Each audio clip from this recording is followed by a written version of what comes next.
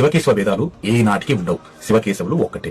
క్షీరసాగర మదనం అప్పుడు ఒక దిక్కు అసురులు, ఒక దిక్కు దేవతలు.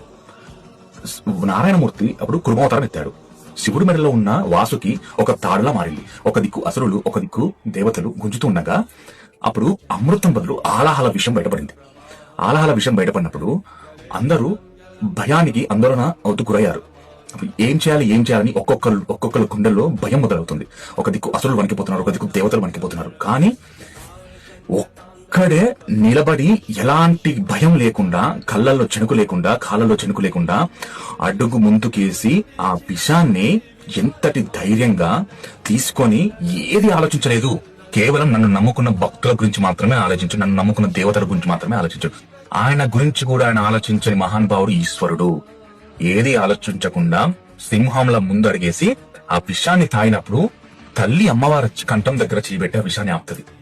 అప్పుడు ఆపినప్పుడు శివయ్య కళ్ళల్లో చూసిన తల్లి ఎంత కుమిలిపోతుంది, ఎంత బాధపడుతుంది. తన మనసులో అనుకుంటుంది, స్వామి నిన్ను నమ్మిన వాడికి నువ్వు ఎంతటి దూరమైనా వెళ్తావా అంటే ఎస్ అంటాడు ఈశ్వరుడు.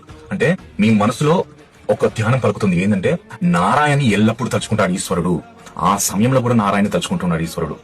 అప్పుడు ఈశ్వరుడు కూడా నా హృదయంలో నువ్వు కూడా ఉన్నావు దేవి అని చెప్పేసి పార్వతమాతతో అంటాడు. అప్పుడు ఎంతటి ఆ విషయాన్ని తాగుతుంటే ఆ కంఠం నుంచి కిందికి జారకుండా తల్లి ఇక్కడనే చేయబెట్టి కాపాడుతూ ఆ తల్లి కన్నీటి నిండా సముద్రం నీటిలో కారిపోతుంది. అంటే ఎంతటి బాధని కూడా గుండెల్లో మోస్తూ కేవలం భక్తులు బాగుండాలని ఆ పార్వతీ పరమేశ్వరులు ఎంతగా కోరుకుంటారు, ఎంతటి దానికైనా కూడా ముందు పడతారంటే మనకు ఉదాహరణ ఇదే. అందుకే శివుణ్ణి నమ్ముకున్న వాళ్ళకి అన్యాయం జరగదు. హర హర మహాదేవ శంభో శంకర. శివకేశవాయ నమః.